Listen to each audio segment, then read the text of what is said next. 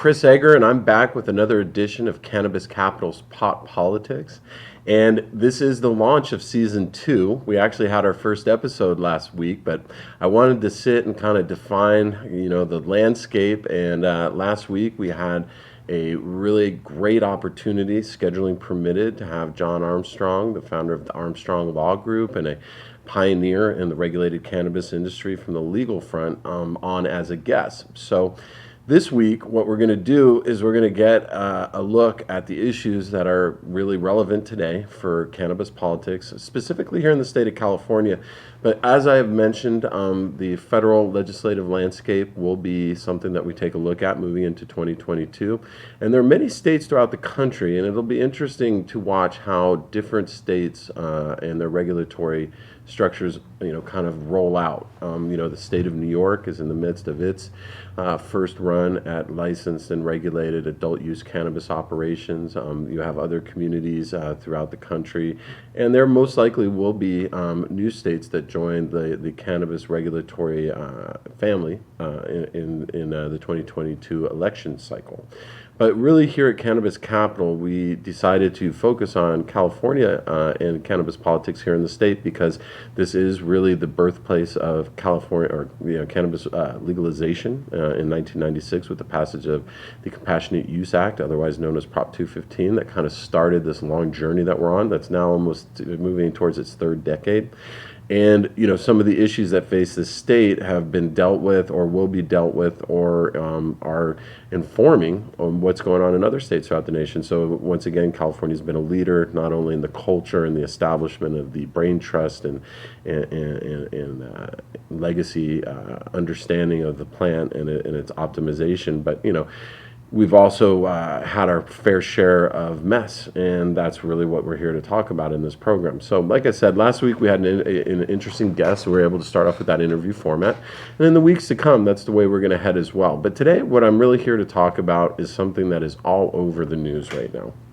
And that is essentially the failure of California's regulatory structure in terms of not only growing and supporting a legalized industry that's doing everything that it can to be best practice and compliant with regulatory oversight, and then of course, the combating an illicit market that is no longer protected by Prop 215 and some of the earlier confusion that went on. There was a much larger industry. So this is a key issue, and it's going to be a focus moving forward. I think you're going to find that there's going to be a lot of political movement at the beginning of 2022 towards some sort of legislative solution, and it may be that goes back to the tried and true method that cannabis voters have used in the past to exemplify and achieve the goals of cannabis legalization in the state, and that is the citizen initiative platform. Because California's legislature is being pointed out in media article after media article, they're split on how to best address the issues that face a nascent industry that is being torpedoed by its inability. Complying with regulations, everyone knows is going to be tough, and everyone knew that it would be an adjustment for an industry that for a long time relied upon self-policing to kind of achieve best practice regulatory compliance. But now that we have these structures and laws in place, they're they're ineffective and they're draconian, and they're actually stymieing the growth of a legal industry, unfortunately. So one of the things that I found shocking was that 68% of the communities in the state of California have either set an outright ban on cannabis activity or do not allow it in their community as of yet. Now, that may very well be changing. Reports are that there's roughly 22 cities that will have some form of new licensed operators opening in their cities this coming year, right? We know that the larger cities like San Diego, Los Angeles, Santa Ana in Orange County, many cities throughout the Inland Empire. Of course, we have a city like Palm Springs that's been around for a long time, and we have other locations, San Bernardino, Moreno Valley. And then, of course, as you move north into the Central Valley, there's a real dearth. It's a broad swath of territory throughout the middle of the state where we're not seeing regulated cannabis operations yet. And then finally into the Northern California communities, you do have some more liberalized introductions there. But the real problem for me is that, in 2016, with the passage of the Adult Use of Marijuana Act, or AUMA as it was called, Prop 64 at the time, we all anticipated that there would be a clear pathway to succeed in a regulated market. But one of the things that the government interaction with industry has failed to live up to is a mutual support structure.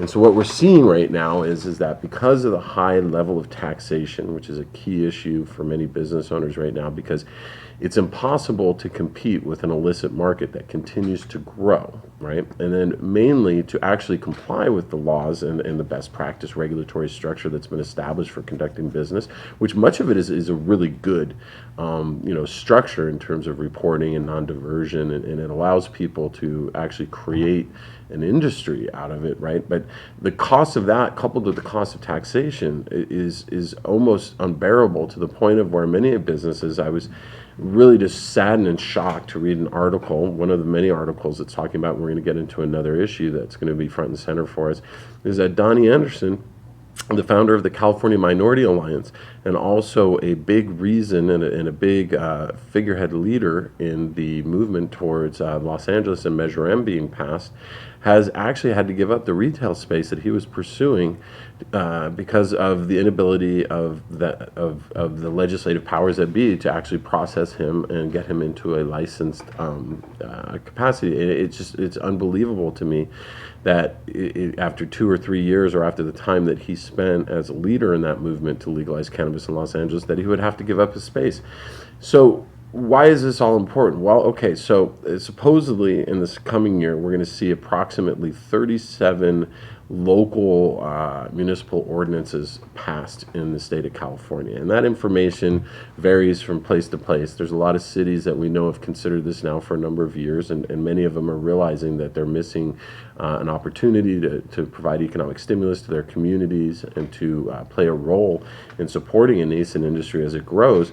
And what we will see, in 2022 has yet to, emerge. But I do know that many of the activists in the communities, and I would say a professional activist community, as well as community, as organizations that have built in the cannabis community, like NORML and other groups, are looking at the idea of the municipal ballot initiative. And that's one of the things that we're going to start taking a long look at. We have a few people that are, hopefully going to be lined up guests, and I'm not going to use too many names yet, but next week we're going to focus on, how do you build a strong, resilient, and progressive citizen and business integrated organization within a community, and how that organization that can then build itself to be a voice in local politics.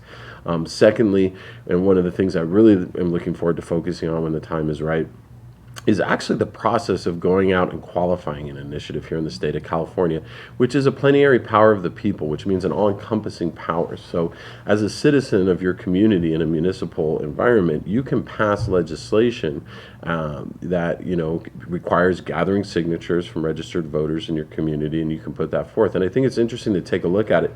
Almost all of the guests that we've had on politics have actually accomplished, either been part of a team that was pursuing that, or actually led an initiative, a qualifying campaign.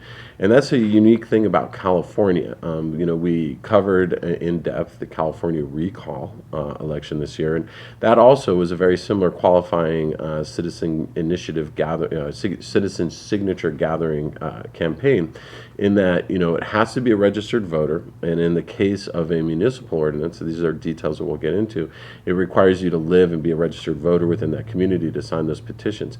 But the cannabis industry can't continue forward on the path that it's on without seeing many people suffer and fail, to the detriment of the ultimate goal, which is to prove California's leadership in cannabis once again, not only in its historical history, but also in its current and future history as we look at federal legalization.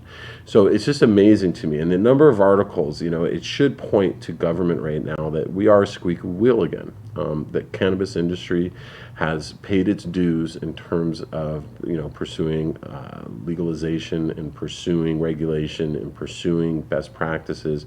We've come to the table time and time again, but unfortunately, some of the biggest hurdles that we're seeing come down to traditional politics as usual. They come down to seeing in a form that money grows on trees, right? And literally and figuratively, in the sense of the cannabis industry, that there's a perception that there's just an unlimited amount of money that can be extracted from this industry because of its popularity or its naivety in terms of getting to the table at these discussions. I know that there's a lot of forces that look to the idea of these taxes being important for community benefit and public safety, and also for social programs, right? And we're seeing the state talk about $100 million in grant programs to move people from provisional licenses to actual licenses and other supporting programs.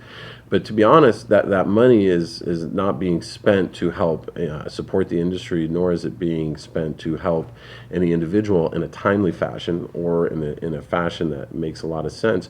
So, at what point does a citizen initiative become the cannabis industry's tool of choice again to actually affect the type of change that we need to do?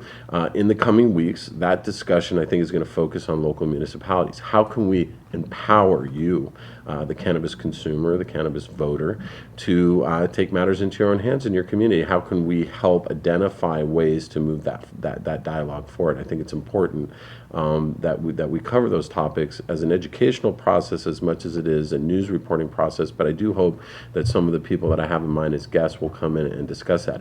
I think community organization. How can we look to people, like the Long Beach Collective Association or the California Minority Alliance or different groups, that have done a good job of galvanizing some common ground with, both industry and cultural audiences to bring and affect change, right? And those are just two of many that are out there. And there's some that are at odds with each other with priorities, but I think this show is always going to be about common ground.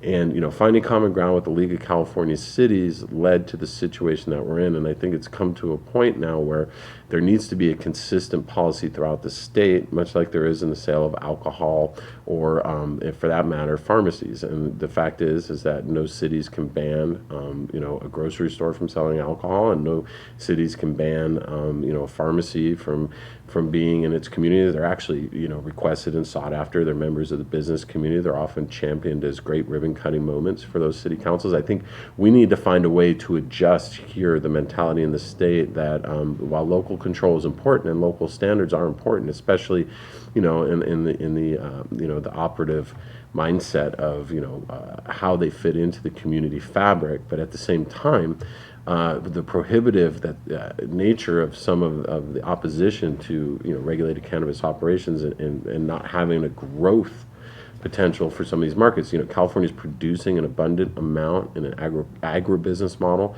of cannabis product, and it's not able to find a customer because there's not enough retail shelf space and there are not enough retail locations throughout the state, with 68% of the communities in California. So even with 22 new communities coming online in the near future, we're still at a dearth. If you look at Orange County, for instance, the city of Costa Mesa has moved forward, but only the city of Santa Ana truly right now has dedicated retail sales in a county that, we're talking about cities like Anaheim, cities like Huntington Beach, Fullerton, that have looked at it, have danced around it, but have not made any moves to allowing it. And these are areas where there's enough geographic separation between where their communities are that it's just not a convenient pass along to say, well, Santa Ana, you can go down there. The Inland Empire has actually done a better job of leading it, but some of their major cities, some very large population centers that probably have higher than normal illicit market operations going on in them because of the fact that they don't have it. And these are cities like Ontario, cities like Fontana, very large population centers in these communities. And so, at some point, if these city councils will not take, the initiative to bring economic benefit and employment opportunities and community benefit and welfare, but my greatest fear is that as cities move towards putting legislation on the ballot, that once again, taxation is going to be the key driving motivator for their versions of ballot language.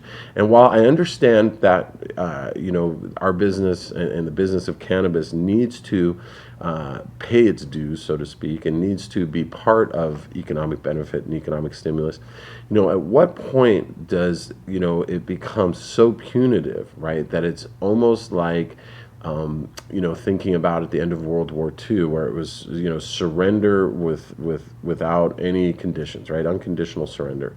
And the idea being is that we're some sort of defeated enemy that's coming to the table of regulation and will pay it whatever cost it is to allow the government to allow us to not only generate jobs and generate good, strong, businesses in the communities, but also go above and beyond that. I've mentioned time and time again the idea that in the city of Santa Ana, that the OC grand jury report found that the one reason that Santa Ana was able to support its youth programs in the city and also public safety to the degree that it does is because of the adult use cannabis taxes that were put in place on the municipal level.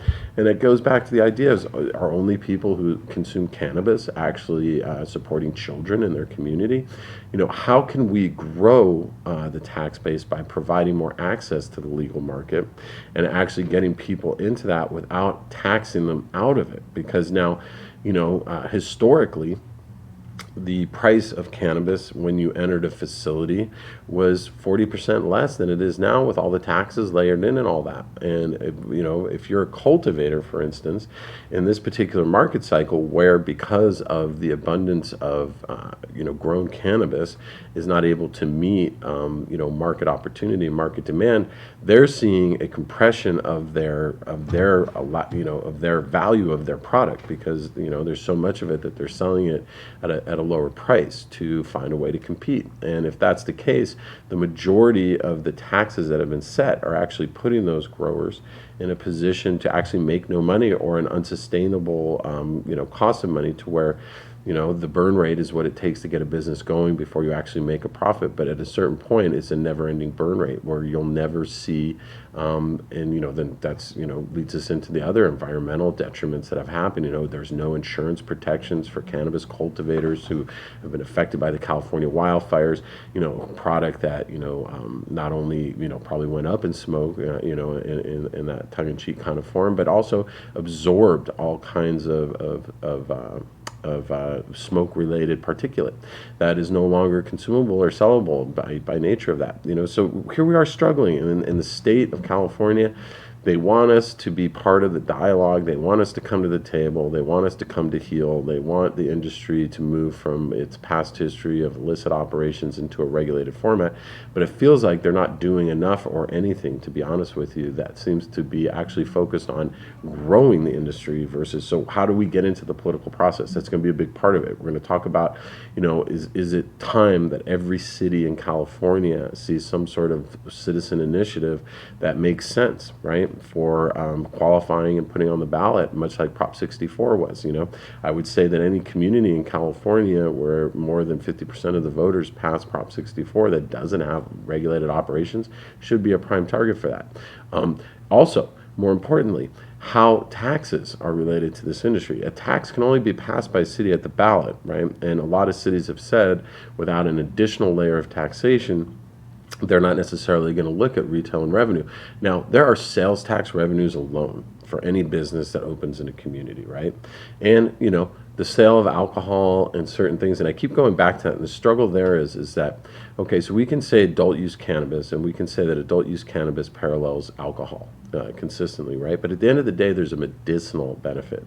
Now, the excise tax on cannabis still exists in the medicinal licensing category, but it doesn't pay sales tax. But the sales tax is a fraction, right, of the excise tax level.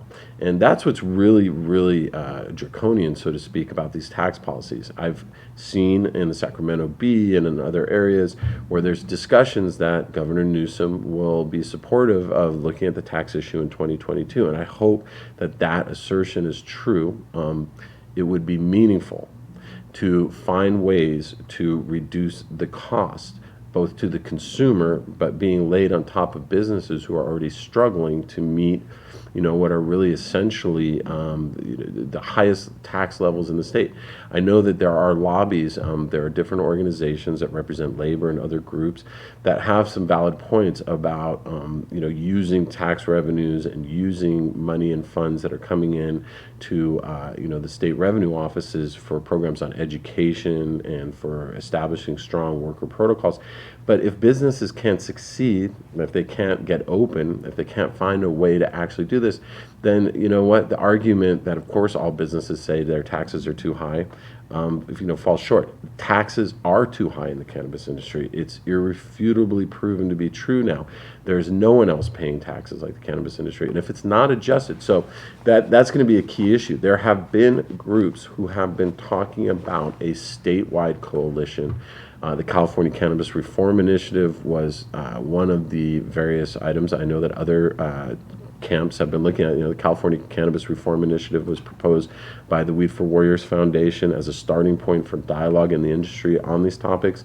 And I think it's interesting that, it has not left the dialogue here at the table, because its focus was on these three issues, right? It was really opening more local markets to licensing so that you have access without these deserts throughout the state where people can access legal cannabis.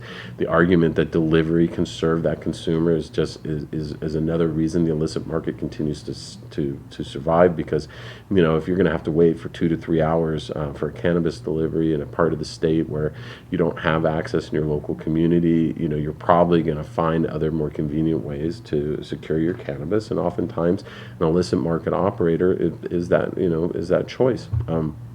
But the idea that at the state level, the taxation component on cultivators first and foremost, right? The cultivation tax is where it begins, but cannabis is also touched at every layer until it finally is, sold to the consumer. Taxes are going to be a focus. Tax policy is going to be a focus. But guess what? Once again, the California citizen has a way of addressing topics that the diverse politics of the legislative body are not able to address, and that's the citizen initiative. So we're going to delve back into that. And while moving that forward, probably if something's not on the table by February of 2022 and in motion to qualify, it may not be possible to qualify something for the state based upon the timelines and protocols for qualifying something for the state. So as we close out 2021, we're going to be doing some follow-up discussions on that.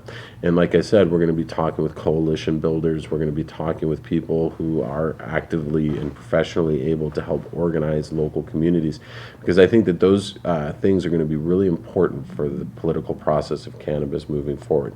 Number one, if cities introduce policy that mirrors the failed policy that's led up to 2021, it's not going to benefit the industry to open more markets, most likely, because ultimately surviving regulation means being able to survive as a business, and you can't do that if you're paying taxes at the rates that we're paying right now. It's just impossible, right?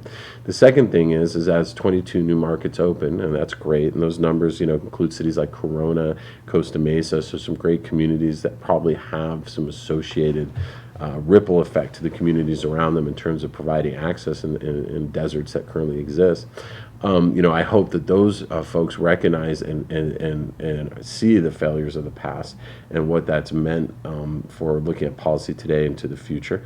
I also know that if there's going to be stuff on the ballot, once again, it's most likely going to focus on taxes, right? So if you see, that come up, understand that, by passing more and more taxes while not actually allowing operators to succeed.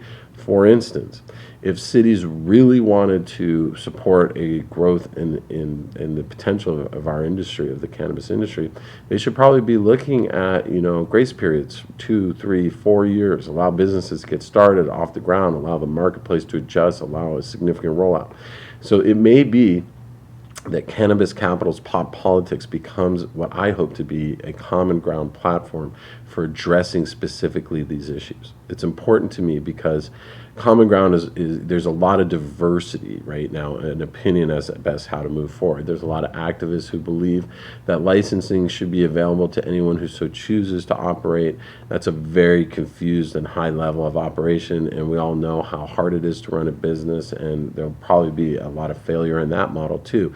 But it shouldn't be so hard that people who are qualified and capable can't get there. Like, I go back to Donnie Anderson, who actually led Measure M as a committee, and in a report in The Guardian stated that he had to give up the lease on a space that he had hoped to open a dispensary with him because there was so much regulatory hurdle and roadblock in front of him, no support, and that leads us, into some other areas, right? But that no support from banking, no support from the traditional new business entrepreneurial credit market products that are out there.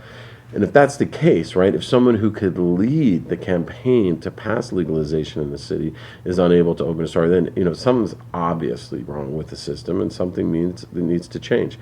So we're going to focus a lot on those issues. And the guests that I'm going to start having on are going to be people looking to the future in a more proactive manner that I'm hoping to give a voice to and to have good conversations that can help develop, the squeaky wheel mentality that we need as an industry again.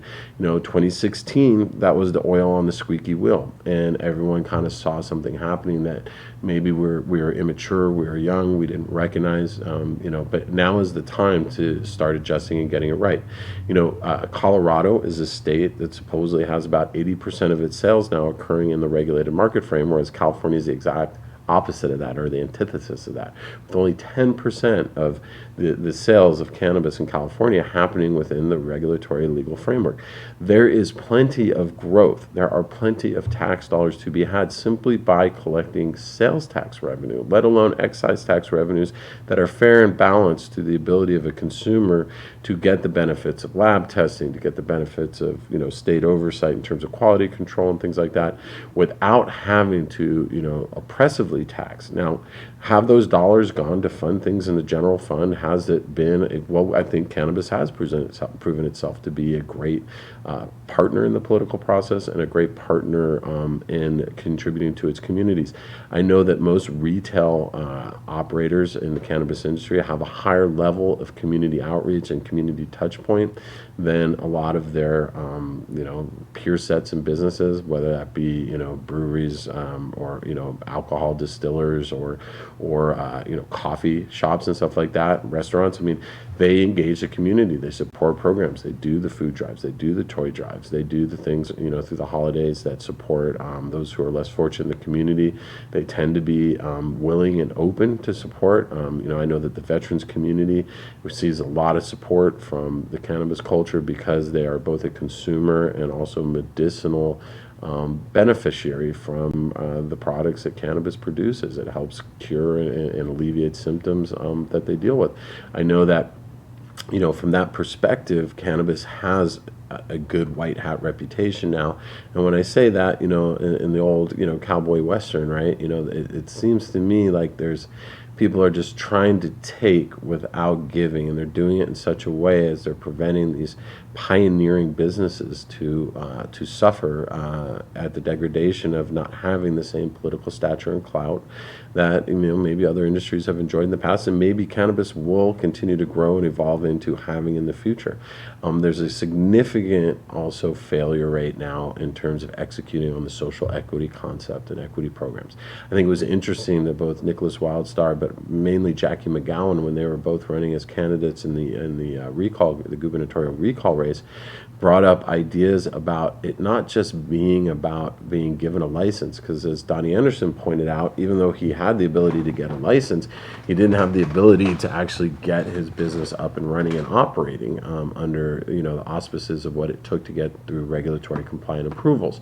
So for having a social equity program that doesn't do anything but give someone on a piece of paper with no support along that. And then many of the people who were dramatically affected by the war on drugs historically through incarceration, imprisonment, and other elements of that, maybe they don't even want to be in the cannabis industry. Maybe giving frontline access to getting a license or being under consideration isn't the program they're looking for. So where is the state taking these tax dollars and applying them not only to supposedly supporting getting people moved from provisional licensing into annual licensing, but supporting people with tax credits for starting a business that has nothing to do with cannabis, or providing other types of training programs and things in nature supported by these taxes, so that it's not always just about having to stay in the cannabis industry because you were penalized at one point or another for having partaken in it, but finding a way to make social equity real and those investments benefit. And then, of course, for those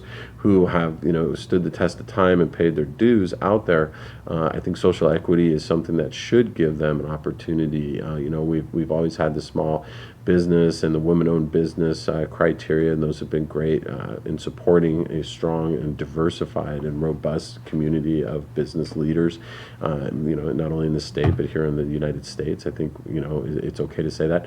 I know in the state of New York they've included disabled veterans as a social equity class, I think, as in honor of their service to this country and also the medicinal benefits that cannabis provides them. So here, these are complicated questions, but on politics, we want to be a place of common ground.